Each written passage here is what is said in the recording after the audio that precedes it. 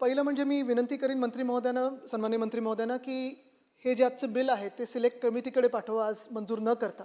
कारण विनंती एवढीच आहे, कारण आजचं जे बिल आहे तसं पाहिलं तर फार छोटं आहे पण फार महत्त्वाचं आहे. आपण बिबट्याना शेड्यूल 1 मधून शेड्यूल 2 मध्ये आणण्याचा प्रयत्न करतो वाईल्ड लाईफ प्रोटेक्शन ॲक्ट 1972च्या तहत.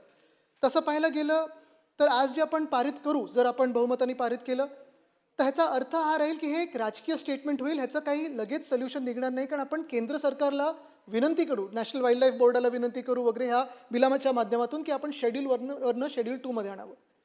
अध्यक्ष महोदय, असंच आपल्यासारखं केरळनी आत्ता केलेलं आहे.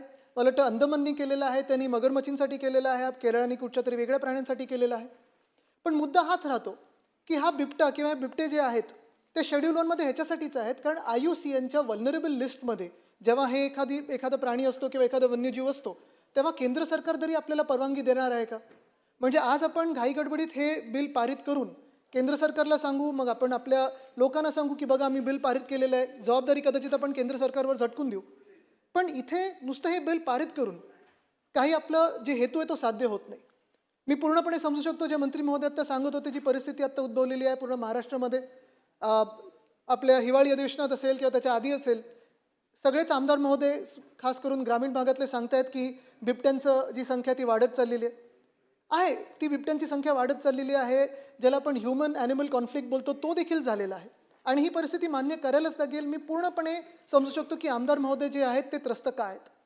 पण आपल्याला नुसतं शेड्यूल 1 मधून शेड्यूल 2 मध्ये आणून काही कुठचा हेतू साध्य होणार नाही. ह्याच्यापेक्षा मला वाटतं सगळ्यात महत्त्वाची गोष्ट म्हणजे आपल्याला लेपर्ड मॅनेजमेंट प्रोग्राम हा कसा करता येईल त्याच्यावर आपण काम केलं पाहिजे. अध्यक्ष महोदय, जवळपास 2011-12 साली आपल्याच राज्य सरकारने, आपल्याच वन खात्याने हे प्रेझेंटेशन केलं होतं. आणि अभिमान असायला पाहिजे आपल्याला की हे प्रेझेंटेशन आणि आपले वन खात्याने त्यावेळी अनेक वेगळ्या राज्यांना, मला वाटतं जवळपास 25 राज्यांमध्ये बिबट्याचा वावर आहे, तिथे जाऊन हे प्रेझेंटेशन दिलं होतं की तुम्ही लोकल मॅनेजमेंट कसं करू शकता. आज जर आपण पाहिलं तर शेड्यूल 1 मधून शेड्यूल 2 मध्ये आणताना फरक काय होणार आहे? शेड्यूल 1 मध्ये अर्थात असं आहे की जर कुठचाही वन्यजीव, कुठचाही प्राणी डेंजर टू लाईफ असेल तर चीफ वाईल्ड लाईफ वॉर्डनला परवानगी आहे. परवानगी चीफ वाईल्ड लाईफ वॉर्डनच देऊ शकतात की हंट करायचं म्हणजे शिकार करायचं किंवा ट्रान्सलोकेट करायचं किंवा अन्य काही दुसरं करायचं असेल तर. शेड्यूल 2 मध्ये अर्थात danger to life or property, म्हणजे जे आपण सांगताय शेतामध्ये किंवा ऊसामध्ये जो आता बिबटे यायला लागलेला आहे, अर्थात ते प्रॉपर्टी म्हणून आपण पकडूच. पण ही जी जबाबदारी आहे, जसं आपण सांगितलं मंत्री महोदय, की ही जबाबदारी आपण CCFवर टाकू शकतो, तिकडच्या स्थानिक लोकांवर टाकू शकतो. पण ह्याच्यातून कदाचित नको ते प्रॉब्लेम, भलते ते प्रॉब्लेम हे पुढे येऊ शकतात. शिकारीचे परवाने दिले जाऊ शकतात, त्या परवान्यातून तस्करी चालू होऊ शकते. बरं, बिबट्या असा प्राणी आहे, बरोबर मांजरीसारखा प्राणी आहे मंत्री महोदय. म्हणजे तुम्ही एका बिबट्याला काढलं आणि ते स्थलांतर केलं की दुसरा बिबट्या येऊन त्याची जागा घेईल, जसं वाघांचं होतं. टेरिटोरियल आहेत. आणि ही टेरिटरी वाढवत असताना अध्यक्ष महोदय आपल्याला हे जाणून घ्यायला लागेल, आपल्याला समजून घ्यायला लागेल की जसं बिबट्यांची संख्या वाढलेली आहे तसं लोकसंख्या पण आपली वाढत चाललेली आहे. हा कॉन्फ्लिक्ट उद्भवणार आहेच, कारण आपण जगातले मला वाटतं सर्वात जास्ती लोकसंख्या असणारा देश आहोत. आपण ठीक आहे, कधी कधी असा आपण विचार करतो की आपण आपले विचार करत असतो, लोकांचा विचार करत असतो, पण बिबट्यानं मतं नाही, बिबट्यानं आवाज नाही म्हणून किंवा दुसऱ्या कुठच्या प्राण्याला आवाज नाही म्हणून आपण त्यांना तिथून काढायचा प्रयत्न करत असतो. पण ह्यांचं जे काही स्टेटस आहे ते डाऊनग्रेड करून कुठचाही उपाययोजना होणार नाही. कुठचाही एव्हिडन्स नाही, सायंटिफिक एव्हिडन्स नाही आहे की बिबट्याला किंवा कुठच्याही वन्यजीवाला शेड्यूल 1 मधून शेड्यूल 2 मध्ये आणून आपण ह्याचं काहीतरी मॅनेजमेंट करू शकू. अनेक उदाहरणं आपल्या राज्यात आहेत. जसं अवनीला मारायचं होतं तेव्हा अवनीला मारलं गेलंच, त्या नवाबला आणलं त्याला मारलं गेलं. आत्ता देखील मंत्री महोदय आपण आपल्या राज्यामध्ये मॅनेजमेंट प्रोग्राम असेल किंवा आपण एक संयुक्त समिती बनवली, त्याच्यात काही तज्ज्ञ मंडळी घेतली, तर मंत्री महोदय मी तुम्हाला आश्वासित करू शकतो की ह्या तज्ज्ञ समितीच्या माध्यमातून आपण खरोखर काहीतरी चांगली उपाययोजना करू शकू. आणि जे केंद्र सरकारकडून होणार नाही, IUCNच्या लिस्टमध्ये असताना ते आपल्याला परवानगी देणार नाहीत, मी कळकळीची आपल्याला विनंती करतो की ह्या शेड्यूल 2 मध्ये आणून जे काही बाकीचे प्रकार जसं तस्करी असेल, पोचिंग असेल, ती डोकेदुखी वाढवण्यापेक्षा आपण आत्ता एक तज्ज्ञ समिती करू, एक जॉईंट समिती करून त्यांच्याकडे पाठवू. कारण आत्ता आपण पाहतोय जंगलांमध्ये जंगलही नष्ट होत चाललेत. आता 2 प्रकार, मी थोडंसंच बोलतो, याच्यावर जास्ती वेळ घेणार नाही, पण दोन्ही बाजू आहेत त्याला.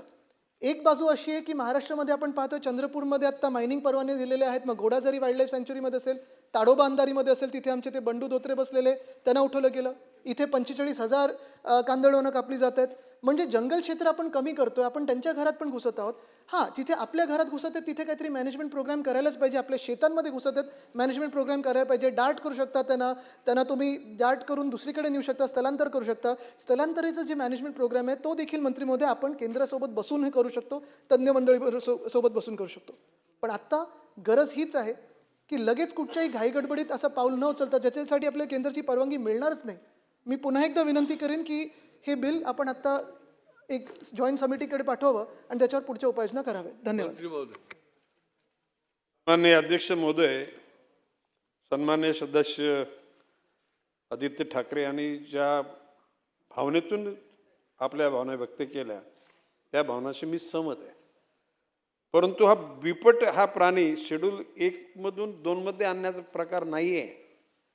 केवळ सेक्शन 12 ज्यामध्ये विशिष्ट उद्दिष्टाकरता परवानगी करता केंद्र शासनाकडे वारंवार जावं लागते ते अधिकार आपल्या राज्य सरकारकडे आपण घेणार आहोत.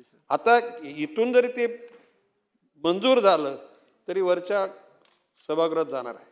त्याच्यानंतर सन्माननीय राज्यपाल महोदय, माननीय राष्ट्रपती महोदय या सर्वांच्या संमतीनंतर त्या ठिकाणी या गोष्टीवर एकूण स्वरूप येणार आहे. म्हणून माझं असं म्हणणं आहे की एका दिवसात होणार नाही. हे वरच्या सभागृहात गेल्यानंतर माननीय राज्यपालाच्या संमतीनं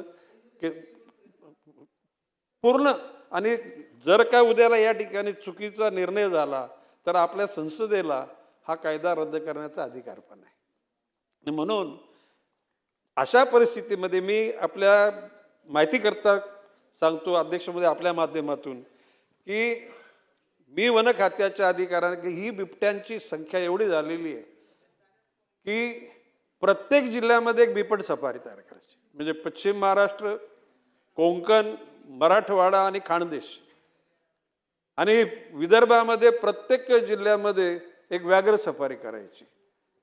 फार मोठ्या प्रमाणामध्ये वनक्षेत्र व्यापून त्याला बाहेरून कुंपण घालून त्यामध्ये विविध प्रकारचे प्राणी तिथे राहतील आणि ज्याचा कोर एरियामध्ये राहिल्यानंतर बाहेरच्या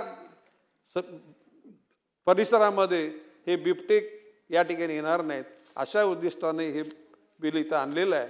आणि म्हणून माझी आपल्यामार्फत सभागृहाला विनंती आहे की आता हे पाठवल्यानंतर सुद्धा हे अंतिम स्वरूप याला साधारण 3-4 महिने लागतील. परंतु त्या ठिकाणी हे अशा प्रकारचे बिबट सफारी करण्याकरता सुद्धा या माध्यमातून हा मार्ग निघणार आहे. एरवी जर आपण त्या ठिकाणी जर अशा प्रकारची भूमिका नाही घेतली तर आता काल परवा मुंबई मालाडमध्ये बिबट्या आला होता, पालघरमध्ये बिबट्या आला होता, उरामध्ये बिबट्या आला होता. म्हणजे आता बिबट्यांचा संचार हा सर्वकडे सुरू झालेला आहे. आणि म्हणून याला पकडणे, त्याला औषधोपचार करणं, त्याला ट्रीटमेंट करणं किंवा स्थलांतरित करणं एवढ्याच करता हा तुम्ही जर शंका उपस्थित केली शेड्यूल 1 मधून 2 मध्ये असा प्रकार नाही.